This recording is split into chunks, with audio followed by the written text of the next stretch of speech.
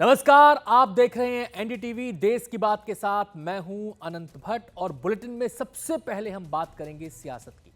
देश के 3 राज्यों में इन दिनों सियासी पारा काफी चढ़ा हुआ है। महाराष्ट्र और झारखंड में विधानसभा चुनाव होने जा रहे हैं, तो यूपी की 9 विधानसभा सीटों पर उपचुनाव का ऐलान हो चुका है। तीनों ही राज्यों में एनडीए और इंडिया गठबंधन के बीच सीधी टक्कर नजर आ रही है, लेकिन सीट बंटवारे को लेकर इंडिया गठबंधन में पेंच फंसा हुआ है। ये 3 तस्वीरें उसी पर हम आपको दिखा रहे हैं। देखिए, महाराष्ट्र में सीट बंटवारे को लेकर महाभारत इंडिया गठबंधन में देखने को मिल रहा है। इसके अलावा यूपी में खटपट साफ तौर पर देखी जा रही है।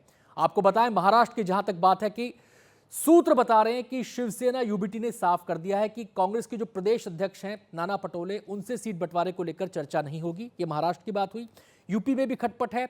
9 विधानसभा सीटों पर उपचुनाव होना है और उन उपचुनाव को लेकर सीट बंटवारे के मसले पर वहां भी खटपट नजर आ रही है। क्यों? क्योंकि 9 में से 7 पर समाजवादी पार्टी अपनी ताल ठोकने के लिए तैयारी कर चुकी है, जबकि कांग्रेस के लिए 2 सीटें छोड़ी हैं, जबकि कांग्रेस ज्यादा की डिमांड कर रही थी। अगर बात करें झारखंड की, तो झारखंड में भी गठबंधन को लेकर पेंच फंसा हुआ है, यानी कि तस्वीर अभी तक साफ नहीं है, जबकि चुनाव की तारीखों का ऐलान हो चुका है और एनडीए गठबंधन झारखंड में अपने सीट बंटवारे का ऐलान कर चुका है।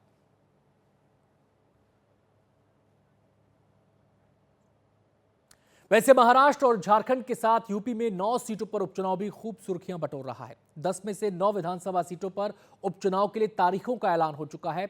मतलब चुनावी रणभूमि तैयार हो चुकी है। इस चुनाव में सबसे ज्यादा चर्चा समाजवादी पार्टी और कांग्रेस के गठबंधन को लेकर हो रही है। समाजवादी पार्टी इन 9 सीटों में से 2 सीटें कांग्रेस को देने का मन बना चुकी है, लेकिन कांग्रेस कम से कम 5 की मांग कर रही है। ऐसे में क्या है इंडिया अलायंस के सियासी समीकरण, समझिए हमारे संवाददाता रणवीर की इस खास रिपोर्ट में। उत्तर प्रदेश में समाजवादी पार्टी और कांग्रेस मिलकर विधानसभा चुनाव लड़ने वाले हैं, लेकिन क्या दोनों दलों में सब ठीक है? ये एक ऐसा सवाल है जिसका जवाब अब तक नहीं मिल पाया है। दरअसल यूपी में होने वाले विधानसभा के उपचुनाव में कांग्रेस समाजवादी पार्टी से इंडिया अलायंस के तहत 10 में से 5 सीटें देने की मांग कर रही है, लेकिन समाजवादी पार्टी का कहना है कि वो अधिक से अधिक 2 सीटें ही कांग्रेस को दे सकती हैं और समाजवादी पार्टी ने अपने फैसले का संकेत कांग्रेस को देने के लिए अब तक 7 प्रत्याशियों के नामों का ऐलान भी कर दिया, लेकिन अभी भी कांग्रेस अपनी 5 सीटें देने की बात को दोहराती दिखाई दे रही है। उत्तर प्रदेश में होने वाले उपचुनाव के लिए समाजवादी पार्टी ने गठबंधन धर्म को निभाते हुए कांग्रेस को 2 सीट देने का फैसला किया है। उत्तर प्रदेश में समाजवादी पार्टी ने गठबंधन धर्म को निभाया है। समाजवादी पार्टी चाहती कि महाराष्ट्र में इंडिया गठबंधन धर्म को निभाते हुए समाजवादी पार्टी के हिस्से की सीट समाजवादी पार्टी को दे। मिलके लड़ेंगे और 10 की 10 जीतेंगे। सर, कितनी सीटें मिलनी फिर भी आपको? मिल रही हैं, मिलके लड़ेंगे, बस इतना ही कहूंगा। मिलके लड़ेंगे और डंके की चोट पर। गाजियाबाद और अलीगढ़ की सीट मिलनी है आप लोगों को? मिलके लड़ेंगे, 10 की 10 डंके की चोट पर। यूपी में खाली पड़ी 10 में से 9 सीटों पर 13 नवंबर को उपचुनाव होने हैं। नामांकन की प्रक्रिया भी शुरू हो चुकी है, लेकिन सीटों को लेकर सपा कांग्रेस के बीच अब तक सहमति नहीं बन सकी। जिन सीटों पर उपचुनाव होने वाले हैं उनमें कांग्रेस का एक भी विधायक नहीं है। बावजूद इसके कांग्रेस समाजवादी पार्टी से 5 सीटों की मांग कर रही है। इससे पहले हरियाणा और जम्मू कश्मीर के विधानसभा चुनाव में भी समाजवादी पार्टी ने कांग्रेस से सीटें मांगी थी, लेकिन कांग्रेस ने सपा को सीटें देने से मना कर दिया। ऐसे में हरियाणा के नतीजों में कांग्रेस की हार के अगले ही दिन सपा ने 6 प्रत्याशियों की सूची जारी की और गुरुवार को एक और प्रत्याशी घोषित करके अब तक 7 प्रत्याशी घोषित कर कांग्रेस को अपना संकेत दे दिया। अयोध्या की मिल्कीपुर सीट पर उपचुनाव की तारीख का ऐलान नहीं हुआ, क्योंकि उस सीट से जुड़ा एक मामला हाईकोर्ट में चल रहा है। जिन सीटों पर चुनाव के तारीखों का ऐलान हो गया है उनमें अंबेडकर नगर की कटेहरी, मैनपुरी की करहल, मुजफ्फरनगर की मीरापुर, गाजियाबाद की सदर सीट, मिर्ज़ापुर की मझवा, कानपुर की सीसामऊ, अलीगढ़ की खैर, प्रयागराज की फूलपुर और मुरादाबाद की कुंदरकी शामिल है। हरियाणा और जम्मू कश्मीर में समाजवादी पार्टी कांग्रेस से सीटें मांग रही थी, लेकिन कांग्रेस इसके लिए राजी नहीं हुई। इसके बाद जम्मू कश्मीर में समाजवादी पार्टी ने 20 सीटों पर चुनाव लड़ा, लेकिन हासिल कुछ भी नहीं हुआ। अब महाराष्ट्र में विधानसभा के चुनाव है और सपा वहां भी 12 सीटें कांग्रेस से मांग रही हैं, जिसके लिए अब तक कांग्रेस राजी नहीं हुई। अब समाजवादी पार्टी की नज़र है कि वो राष्ट्रीय पार्टी बन जाए, जिसके लिए उसे दूसरे राज्यों में चुनाव लड़ना ज़रूरी है और इसी वजह से वो कांग्रेस पर दबाव बनाना चाहती है और यूपी में ज़्यादा से ज़्यादा 2 सीटें कांग्रेस को देने पर सहमत हुई है। समाजवादी पार्टी ने गाजियाबाद, कुंदरकी और खैर सीट को छोड़कर बाकी सीटों पर अपने प्रत्याशियों के नामों का ऐलान कर दिया। इनमें करहल से तेज प्रताप यादव, सीसामऊ से नसीम सोलंकी, फूलपुर से मुस्तफ़ा सिद्दीकी, मिल्कीपुर से अजीत प्रसाद, कटेहरी से शोभावती वर्मा, मझवा से ज्योति बिंद और मीरापुर से सुंबुल राणा के नाम शामिल हैं। यूपी में इंडिया अलायंस के तहत सपा और कांग्रेस ने लोकसभा चुनाव साथ मिलकर लड़ा। तब भी सीटों को लेकर खींचतान हुई थी। कांग्रेस सपा पर दबाव बना रही थी और सपा एक एक करके अपने प्रत्याशी उन सीटों पर घोषित करते जा रही थी जहां उसे चुनाव लड़ना था। अंत में 80 में से 17 और 63 के फॉर्मूले पर सहमति बनी और कुछ ऐसा ही इस बार हो रहा है जब कांग्रेस और सपा के बीच सीटों को लेकर उपचुनाव के लिए बातचीत चल रही है और सपा ने एक एक करके अब तक 7 प्रत्याशियों की घोषणा कर दी है। अब देखना होगा कि गठबंधन बचाने के लिए कौन किसके सामने झुकता है। लखनऊ से कैमरा पर्सन राजेश गुप्ता के साथ रणवीर, एनडीटीवी इंडिया। तो 3 राज्यों में चुनाव हैं, एक में उपचुनाव, 2 राज्यों में विधानसभा चुनाव और तीनों ही राज्यों में इंडिया गठबंधन में टिकट को लेकर टेंशन साफ नजर आ रही है। सीट बंटवारे को लेकर खींचतान साफ नजर आ रही है और इन तीनों ही राज्यों पर बात करने के लिए हमारे 3 संवाददाता हमारे साथ जुड़ चुके हैं। यूपी पर बात करेंगे रणवीर, इसके अलावा हम रौनक से बातचीत करेंगे जो महाराष्ट्र का पूरा परिदृश्य हमें समझाएंगे और प्रभाकर हमारे साथ जुड़ रहे हैं झारखंड पर बातचीत करने के लिए। मैं सबसे पहले रुख करना चाहूंगा महाराष्ट्र का, क्योंकि महाराष्ट्र से आज एक बड़ी खबर आई वो सूत्रों के हवाले से कि शिवसेना यूबीटी नाना पटोले, जो कि कांग्रेस के प्रदेश अध्यक्ष हैं, उनसे सीट बंटवारे पर बातचीत नहीं करेगी। तो रौनक समझाएंगे कि महाराष्ट्र में ये टिकटों का जो टेंशन है और जो इंडिया गठबंधन है उसके लिए कितना गंभीर है, कितना सीरियस ये मैटर है, सुलझने के आसार हैं या नहीं है, कितनी सीटों पर ये टेंशन है।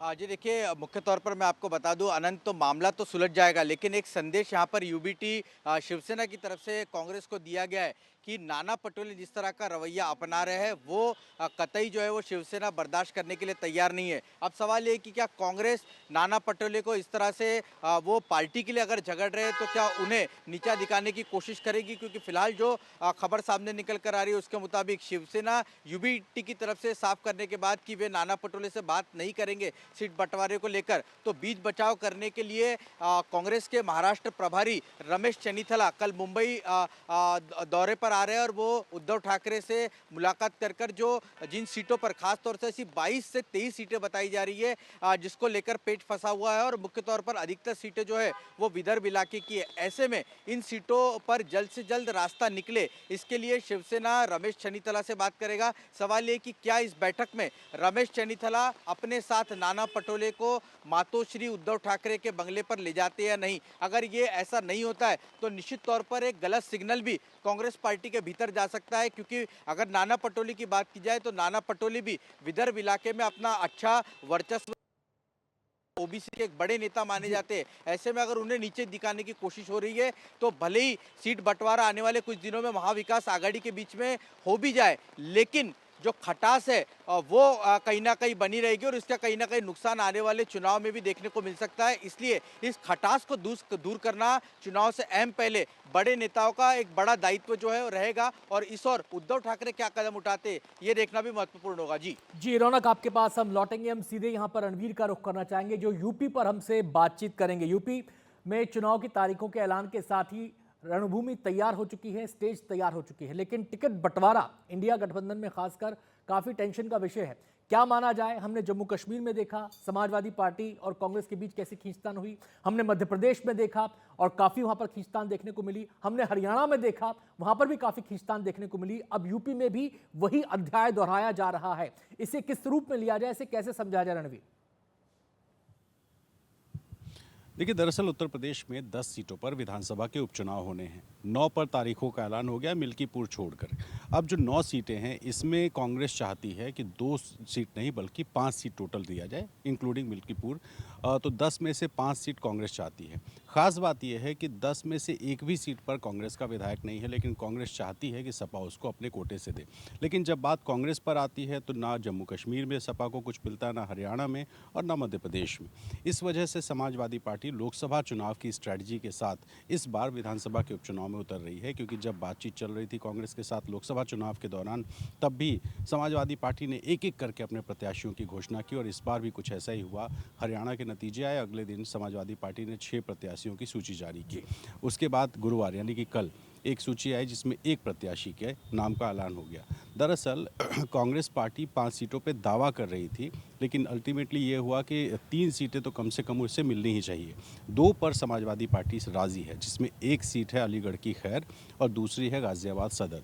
अब कांग्रेस चाहती है कि प्रयागराज, जो कि गांधी परिवार का जन्मस्थल कह लीजिए, उसको गढ़ कह लीजिए, वहाँ पर फूलपुर सीट पर भी समाजवादी पार्टी कांग्रेस को दे दे। लेकिन समाजवादी पार्टी ने मुस्तफ़ा सिद्दीकी के नाम का ऐलान हरियाणा के नतीजों के अगले दिन ही करके फूलपुर में अपना प्रत्याशी उतार दिया और इसी को लेकर के एक अभी भी दोनों के बीच में मतभेद चल रहा है।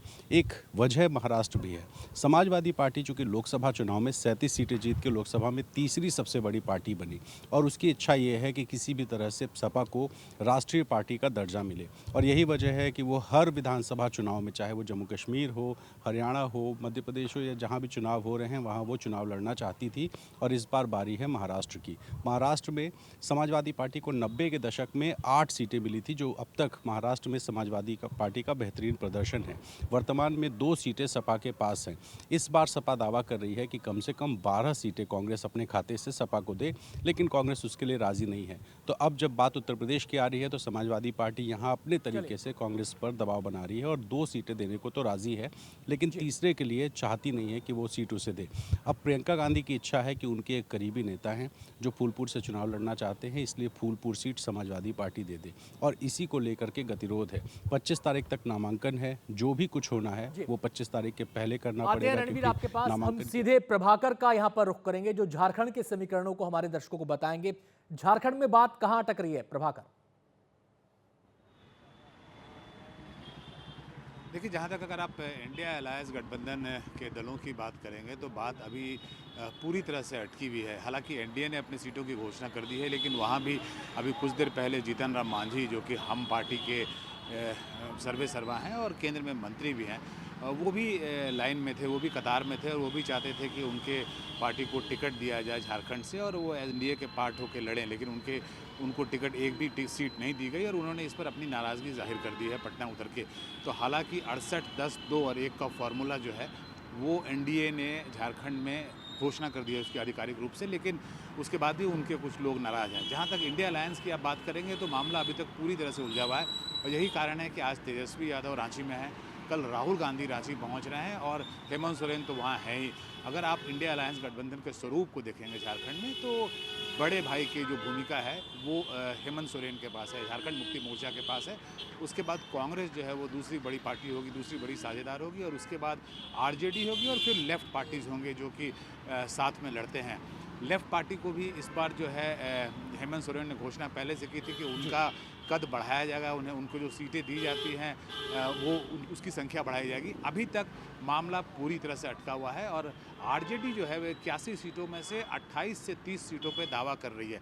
हालांकि जो आरजेडी का अगर आप देखेंगे तो जो वर्चस्व का इलाका है वो इलाके हैं झारखंड के जो बिहार से लगे हुए हैं, जो बिहार और झारखंड का बॉर्डर इलाका है। उन इलाकों में आरजेडी ट्रेडिशनली अच्छा करती आई है। उसका कारण यह है कि वो बिहार से सटे हुए इलाके हैं, लेकिन आरजेडी उससे आगे बढ़ के इस बार झारखंड के बहुत सारे इलाकों में अपना दावा कर रही है और उनका कहना है कि उनके पास कैंडिडेट्स हैं जो जीतने के लायक हैं। हालांकि 28 से 30 सीटें जो हैं वो जेएमएम किसी भी हालत में उन्हें देने के पक्ष में नहीं है, ना उनको देने की स्थिति में है। कांग्रेस भी उस तरह से अपना एक बड़ा डिमांड लिस्ट लेके बैठी हुई है। इसी कारण से जो बड़े नेता हैं, जो तीनों पार्टी के सर्वे हैं, चाहे वो राहुल गांधी की बात करें, तेजस्वी यादव की बात करें और हेमंत सोरेन की बात करें, ये तीनों मिल रहे हैं। हालांकि उनके जो प्रभारी हैं वो ऑलरेडी रांची में हैं और हम जब अभी बात कर रहे हैं, अपने दर्शकों को समझाने की कोशिश कर रहे हैं, तो रांची में एक मीटिंग चल रही है जिसमें इंडिया अलायंस के सारे जो बड़े गठबंधन के लोग हैं वो बैठे हुए हैं, जिसमें हेमंत सोरेन भी हैं, जिसमें तेजस्वी यादव भी हैं और कांग्रेस के बड़े नेता हैं। लेकिन राहुल गांधी के कल पहुंचने की खबर है, उसके बाद से ये उम्मीद की जा सकती है कि मामला साफ हो जाएगा। अभी जो मामला अटका हुआ है वो पूरे की तरह से आंकड़ों पर अटका हुआ है। जी आते हैं प्रभाकर आपके पास। हम एक बार रणवीर का यहाँ पे रुख करना चाहेंगे। रणवीर, क्या ये जो हार्ड बार्गेन हो रहा है कांग्रेस के साथ, खासकर यूपी के अंदर अगर हम देखें और महाराष्ट्र में भी अगर हम देखें, तो आपको याद होगा हरियाणा चुनाव के जब नतीजे आए थे तो तमाम जो घटक दल थे उनकी तरफ से तीर दागे गए थे कांग्रेस की तरफ। तो ये हार्ड बार्गेन जो है, ये क्या हरियाणा चुनाव का इम्पैक्ट इसको माना जाए? देखिए, निश्चित तौर पे, और जब राज्यों की बात करते हैं ना, तो कांग्रेस देश में बड़ी पार्टी भले हो सकती है, लेकिन राज्यों में उसकी स्थिति हमें कई जगहों पर दूसरे नंबर की पार्टी है। वो चाहे उत्तर प्रदेश हो, चाहे वो महाराष्ट्र हो, चाहे झारखंड। और इसीलिए जो रीजनल पार्टीज़ हैं वो जानती हैं कि कांग्रेस पार्टी को अपनी अगर अस्तित्व बचाए रखना है तो उसको कुछ चीज़ें उसकी माननी होंगी, और यही हाल उत्तर प्रदेश में है। समाजवादी पार्टी, जिसके 111 विधायक 2022 में जीते थे, जिसके 37 सांसद इस बार लोकसभा चुनाव में जीते हैं, वो जानती है कि उसकी भूमिका बड़ी है। ये जो 2 सीटें हैं, ये भी समाजवादी पार्टी कह रही थी कि हम तो सिर्फ दे रहे हैं, लेकिन हक कांग्रेस पार्टी का इसलिए नहीं बनता है क्योंकि एक भी विधायक उसका वहाँ पे था नहीं। और इसी वजह से अखिलेश यादव ने हरियाणा चुनाव के नतीजों के अगले दिन ही प्रभाकर, बहुत बहुत शुक्रिया आपका झारखंड पे बातचीत करने के लिए। रणवीर, आप हमारे साथ बने रहिए क्योंकि एक और खबर है जिस पर हमें आपसे जानकारी हासिल करनी है। पहले वो खबर अपने दर्शकों को हम बता देते हैं, और ये खबर है बहराइच से जुड़ी। बहराइच में आज जुमे का दिन शांतिपूर्ण तरीके से गुजर गया। बहराइच हिंसा के 5 आरोपी 14 दिन की न्यायिक हिरासत में भेज दिए गए हैं। कल मुख्य आरोपी सरफराज और उसके सहयोगी को नेपाल सीमा के पास एनकाउंटर करके पकड़ लिया गया। ये खबर भी आ रही है कि बहराइच में दंगे वाले इलाके महाराजगंज में बुलडोजर चल सकता है। सरकारी टीम ने कुछ मकानों और दुकानों पर लाल निशान लगा दिए हैं। सीधे हम रणवीर का यहाँ पर रुख करेंगे। इस खबर को लेकर क्या डिटेल्स हैं रणवीर के पास, हम उनसे जानेंगे। रणवीर, ये बुलडोजर वाला एक्शन जो जिसकी बात हो रही है यहाँ पर, इसको लेकर डिटेल्स क्या है? देखिए, जब कोई बड़ी घटना होती है उसके बाद हमने देखा उत्तर प्रदेश में बुलडोज़र की कार्रवाई होती है, और इसी तरह का एक अंदेशा बहराइच में भी है, जहां पर प्रशासन ने जाकर के जो महाराजगंज इलाका है उस इलाके में कई ऐसे घर हैं जो अवैध तरीके से बने हुए हैं। सड़कों के किनारे ज़मीन पर कब्जा किया गया है और वहाँ पर लोग अतिक्रमण करके कुछ दुकानें चला रहे हैं, कुछ का घर बढ़ा हुआ है। और इस वजह से आज प्रशासन की टीम पहुँची, जिसमें राजस्व कर्मी थे, SDM वगैरह थे। उन्होंने करीब 50 मकानों का चिन्हीकरण किया है, लाल निशान लगाए हैं, और उस पूरे इलाके की पैमाइश हो रही है। इसको घटना से सीधे जोड़कर अगर ना देखें तब भी ये कह सकते हैं कि इसमें कई ऐसे आरोपी हैं जिनका घर इस कार्रवाई की जद में आ सकता है, और बहुत जल्द संभव है कि बहराइच में बुलडोज़र दिखाई दे, जहां पर कुछ दुकानें, कुछ घर गिराए जा सकते हैं। सड़क के अगल बगल के ये ज़्यादातर घर हैं जिस पर चिन्हीकरण की कार्रवाई हुई है। और इससे पहले जो जुमे का दिन था, इस दिन भारी डिप्लॉयमेंट बहराइच के उस महाराजगंज और आसपास के इलाकों में किया गया था। जिस मस्जिद के बाहर ये सारा विवाद हुआ था, वहाँ पर तो आज कोई पहुँचा ही नहीं, और लोग अपने घरों में रहे, किसी और मस्जिद में जाकर के नमाज़ पढ़ी। ऐसे में वहाँ पर जिस तरह से रविवार शाम को हिंसा हुई और उसके बदले में सोमवार को और बड़ी हिंसा हुई, आगजनी हुई, तोड़फोड़ हुई, इसके बाद प्रशासन ने पूरे इलाके में गश्त बढ़ा रखी है। और अब एक के बाद एक पहले गिरफ्तारियाँ शुरू हुई। गिरफ्तारियों के बाद से जो मुख्य आरोपी थे उनको पकड़ा गया। उनको पकड़ने के बाद अब जो प्रशासनिक कार्रवाइयाँ होती हैं, क्योंकि जो मुख्य आरोपी हैं उन पे NSA लगाने को लेकर के प्रशासन ने साफ कर दिया है कि जल्दी NSA की भी कार्रवाई होगी। बहुत बहुत शुक्रिया रणवीर आपका इस पूरी जानकारी के लिए, बहुत बहुत शुक्रिया आपका। अगली खबर का रुख करते हैं। जयपुर के करणी विहार इलाके में शिव मंदिर में कल रात जागरण के दौरान राष्ट्रीय स्वयंसेवक संघ से जुड़े हुए 7-8 लोगों पर चाकूबाजी की घटना के बाद अब स्थिति नियंत्रण में है, लेकिन तनाव का माहौल बरकरार है। मंदिर परिसर में घायल लोगों के खून के छींटे फर्श पर देखे जा सकते हैं। अवैध निर्माण कार्य को करने वाले नसीब चौधरी और उसके साथ आए उसके बेटे ने रात को जागरण कर रहे लोगों के साथ बहस की और उसके बाद चाकू से हमला कर दिया। इस पूरे घटनाक्रम में 7 से 8 लोग घायल हो गए, जिनका SMS अस्पताल में इलाज चल रहा है। पुलिस ने हमला करने वाले दोनों आरोपियों को गिरफ्तार कर लिया है। एहतियातन मंदिर के बाहर सुरक्षा चौकस कर दी गई है। मंदिर परिसर में इस पूरे घटनाक्रम का जायजा लिया हमारे सहयोगी सुशांत पारिक ने। राजधानी जयपुर के करणी विहार इलाके में ये वही मंदिर है जहां कल रात को RSS के कार्यकर्ताओं पर जानलेवा हमला हुआ है, और इसी मंदिर परिसर में कल रात को शरद पूर्णिमा के अवसर पर जागरण का कार्यक्रम था। और जो मौके पर इस वक्त हालात हैं, आपको ये बताने के लिए, समझाने के लिए काफ़ी हैं कि किस तरह की परिस्थितियां हुई है। देखिए, शरद पूर्णिमा के अवसर पर यहाँ खीर जो है बनाई गई थी, और खीर से भरा हुआ जो ये एक तरीके से कहें बर्तन अभी भी यहीं पर है, और झगड़े के बाद खीर जो बिखरी थी उसके जो एक तरीके से कहें प्रसादी जो है वो ज़मीन पर आप देख पा रहे हैं। और ये मंदिर परिसर इस वक्त भाजपा के कार्यकर्ता यहाँ पर हैं, युवा मोर्चा के हैं, संघ के कार्यकर्ता हैं। हालांकि 8 से 10 लोगों को चोटें आई थी, जिनमें जो गंभीर हैं उनको अस्पताल में भर्ती करवाया गया, और एहतियात के तौर पर इस वक्त जो है पुलिस की वैन यहाँ पर है, जाब्ता यहाँ पर लगा दिया गया है। लेकिन इस पूरे इलाके में रात की जो घटना हुई है उसके बाद मंदिर के भीतर सिक्योरिटी को लेकर, सुरक्षा को लेकर सवाल खड़े हो गए हैं। बताया जा रहा है कि पुलिस ने उन दोनों जो हमलावर थे उनको पकड़ लिया है। कर्णी विहार पुलिस के जवान अभी यहाँ पर तैनात हैं और हमारे साथ भाजपा के प्रवक्ता हिमांशु जी हैं। हिमांशु जी, क्या पूरा घटनाक्रम था, विवाद की असल वजह क्या सामने आई? देखिए, बहुत दुर्भाग्यपूर्ण है कि हमारे हिंदू समाज के अंदर जो एक त्यौहार मनाया जाता है शरद पूर्णिमा, उस त्यौहार को मनाते हुए जब लोगों ने अपनी खीर बनाने का काम चल रहा था तो उस खीर पर आकर लात मारी जाती है और उसके बाद जो लोग ईश्वर का स्मरण कर रहे थे मंदिर प्रांगण में बैठकर उनके ऊपर अटैक किया जाता है और उनके ऊपर धारदार हथियार से, चाकू से अटैक किया जाता है, डंडे मारे जाते हैं। इस प्रकार की घटना का मुझे लगता है सभ्य समाज में कोई स्थान नहीं हो सकता। मध्य प्रदेश में बीजेपी ने सदस्यता अभियान में नया इतिहास रचा है। पार्टी का दावा है कि उसने 1.5 करोड़ सदस्यों का आंकड़ा पार कर लिया है।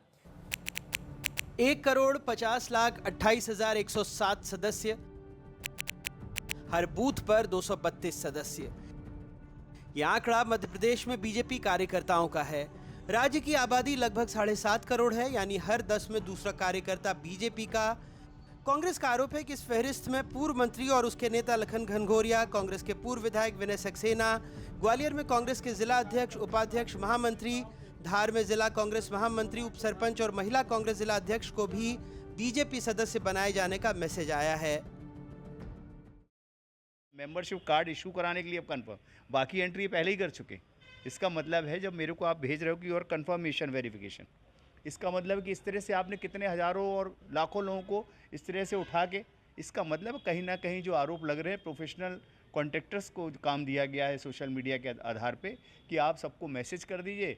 और वैसे भी दहशत बहुत है भाजपा की, तो इस तरह से फर्जी आंकड़ों के आधार पे भी पिछले बार भी 10 करोड़ का जो दावा था वो खोखला निकला था। आपने देखा होगा रास्ते चलते लोगों से मोबाइल ले लेके मैसेज करा दिए गए। सिर्फ कांग्रेस ही नहीं, पूर्व मंत्री और बीजेपी विधायक अजय बिश्नोई ने भी सदस्यता अभियान पर पहले सवाल उठाए। अपने सोशल मीडिया हैंडल पर लिखा, मेरे पास एक फोन आया कि आप सदस्यता अभियान का ठेका हमें दे दीजिए। ये एक एजेंसी का कॉल था। ऐसे तो लोग पैसों के दम पर सदस्य बढ़वाकर खुद को बड़ा नेता दिखाएंगे। बाद में बीजेपी ने इंदौर, भोपाल में इस मामले पर FIR दर्ज कराई। अजय बिश्नोई दुखी होता है जब असली कार्यकर्ताओं के कंधे पे चढ़ के फर्जी कार्यकर्ता सत्ता तक पहुंचने की कोशिश करते हैं। आज ऐसा ही एक फ़ोन मेरे पास आया। उस फ़ोन पर जब उन्होंने कहा कि वो इस बात का ठेका लेने तैयार है तो मैंने उसको डांट लगाई कि भारतीय जनता पार्टी के कार्यकर्ताओं को तुम जैसे सहारे की आवश्यकता नहीं है, हम लोग अपने आप में पर्याप्त मजबूत हैं। ये कहीं ना कहीं कांग्रेस की चाल है और ये फर्जी कंपनी जो है वो कांग्रेस के साथ जुड़ी हुई है और दोनों मिलकर भारतीय जनता पार्टी के सदस्यता अभियान को ठेस पहुंचाना चाहते हैं। इसलिए मैंने तय किया कि आज उनके खिलाफ FIR जरूरी है। कांग्रेस FIR का स्वागत कर रही है, अभियान को फर्जी बता रही है। बीजेपी का कहना है अभियान ऐतिहासिक है। कांग्रेस के आरोप पर उसने कहा कि उसके नेताओं ने सदस्य बनने के लिए मिस्ड कॉल दिया होगा। अब ये किसी ID से आ रहा है, ID तो भारतीय जनता पार्टी की है, तो ये तो जांच करा ले कि कांग्रेस ने करा है कि बीजेपी ने करा। और हमारे पास तो प्रमाण है कि किस प्रकार से नगर निगम के कर्मचारी काम कर रहे हैं, भारतीय जनता पार्टी की सदस्यता कर रहे हैं। ऐसे लोग जो एक इस प्रकार की बातें और चीजें करना चाहते हैं, मैं ऐसा मानता हूं कि भारतीय जनता पार्टी के कार्यकर्ता की मेहनत ही उनका सबसे बड़ा जवाब है, जो आज हमारे सभी कार्यकर्ता मिलकर के कर रहे हैं। तो उन्हें मिस कॉल किया होगा, मिस कॉल किया होगा, इसलिए आया होगा। बहरहाल बीजेपी का कहना है उसके सदस्यता अभियान में लगभग 62% युवा सदस्य बने हैं। 17,000 थर्ड जेंडर और 2,84,000 अल्पसंख्यकों ने भी पार्टी की सदस्यता ली है। बीजेपी का दावा है कि 1.5 करोड़ जो उसने नए सदस्य बनाए हैं उसमें 1 करोड़ 22 लाख से ज़्यादा लोगों ने डिजिटली फॉर्म भरे हैं। ऐसे में मिस्ड कॉल का मामला थोड़ा बहुत 19-20 हो सकता है, लेकिन अगर ये दावे सही हैं तो वाकई मध्य प्रदेश में बीजेपी के लिए एक बड़ी उपलब्धि है। वैसे कुछ खबर नवीसों का कहना है कि उनके मोबाइल पर भी सदस्यता का मैसेज आ गया है। अब हम ये नहीं जानते कि उन्होंने वाकई कोई मिस्ड कॉल किया या वो कोई प्रयोग कर रहे थे। मध्य प्रदेश में अपने सहयोगी संजीव चौधरी, अमृतांशी जोशी और कैमरा पर्सन राजू बाथम के साथ अनुराग द्वारी, एनडीटीवी।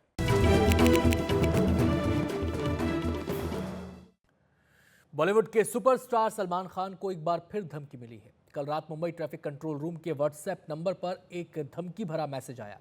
मैसेज करने वाले ने खुद को लॉरेंस बिश्नोई गैंग का करीबी बताते हुए 5 करोड़ रुपए की मांग की। दिन रात ऐसी धमकियां, कभी घर के बाहर फायरिंग, कभी करीबी जानने वाले की हत्या। जाहिर है सलमान खान के ऊपर परेशानियों का साया जरूर होगा। तो उनके ऊपर छाए इन खतरों से निपटने के लिए सरकार और खुद सलमान खान ने क्या इंतजाम किए हैं, देखते हैं पारस दामा की इस खास रिपोर्ट में। 5 करोड़ दोगे तो सुलह करवा देंगे, नहीं दोगे तो बाबा सिद्दीकी से भी बुरा हाल कर देंगे। मुंबई ट्रैफिक पुलिस के व्हाट्सएप नंबर पर मिले एक धमकी भरे संदेश का लबोलुआब यही है। मैसेज भेजने वाले ने लिखा है कि वो सलमान और लॉरेंस गैंग में सुलह करवा देगा, लेकिन 5 करोड़ देने होंगे, वरना अंजाम बहुत बुरा होगा। बाबा सिद्दीकी की हत्या के बाद सलमान खान के बांद्रा स्थित गैलेक्सी अपार्टमेंट की सुरक्षा भी काफी बढ़ा दी गई है। अभिनेता को किसी भी खतरे से बचाने के लिए इलाके में चारों तरफ भारी पुलिस बल तैनात किया गया है, क्योंकि अभिनेता को पहले भी निशाना बनाने की कोशिश हुई है। बैंड स्टैंड और गैलेक्सी अपार्टमेंट के आसपास सादे कपड़ों में 60 से ज्यादा पुलिसकर्मी तैनात किए गए हैं, जो हर संदिग्ध गतिविधि पर 24 घंटे नजर रखे हैं। अभिनेता सलमान खान के घर के बाहर इसी साल अप्रैल में फायरिंग की गई थी। इस वारदात के बाद से ही सलमान को कड़ी सुरक्षा मिली हुई है। सलमान की Y+ सुरक्षा में हर वक्त 25 सुरक्षा गार्ड रहते हैं। दोनों शिफ्टों में 25-25 सुरक्षा कर्मी रहते हैं। इनमें 2 से 4 NSG कमांडो रहते हैं। सुरक्षा दल के साथ 2-3 गाड़ियां रहती हैं। एक बुलेट प्रूफ गाड़ी भी इनके साथ होती है। सलमान का अपना बॉडीगार्ड शेरा भी हमेशा उनके साथ होता है। सलमान खान और उनके परिवार को बीते 1.5 साल में बिश्नोई गैंग के नाम से कई बार धमकियां मिल चुकी हैं और इसीलिए मुंबई पुलिस ने सलमान खान की सुरक्षा भी बढ़ा दी है। साथ ही सलमान खान के घर को भी पुलिस छावनी में तब्दील कर दिया गया है। मुंबई से कैमरामैन सचिन सावंत के साथ पारस दामा, एनडीटीवी इंडिया के लिए।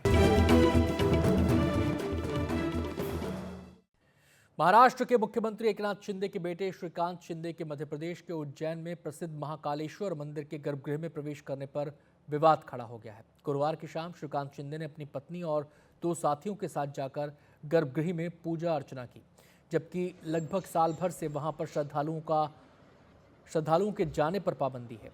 साधु संतों के अलावा मंदिर किसी और को वहां पर जाने की इजाजत नहीं देता। मंदिर समिति के अध्यक्ष और उज्जैन के जिलाधिकारी नीरज कुमार ने शिंदे के गर्भगृह में प्रवेश को अवैध बताते हुए इस मामले में फौरन कार्रवाई करने के आदेश दिए।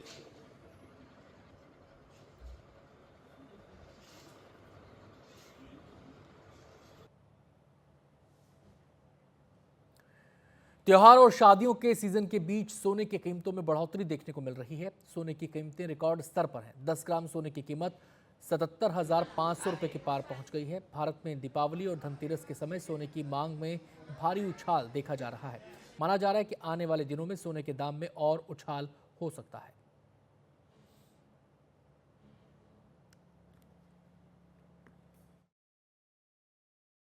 प्रतिदिन हम देख रहे हैं सोने के दाम जो हैं रिकॉर्ड हाई हिट कर रहे हैं। तो क्या कारण है? अगर हम देखें कि भारत में इसका क्या कारण है, तो एक्सपर्ट्स का ऐसा मानना है कि देखिए फेस्टिवल यानी कि त्योहारों से बिल्कुल पहले जो है सोने के दाम, याद रखिए धनतेरस भी आ रहा है, दिवाली भी आ रही है, तो त्योहारों से पहले जो है डिमांड जो है, मांग जो है सोने के लिए बहुत ज़्यादा है।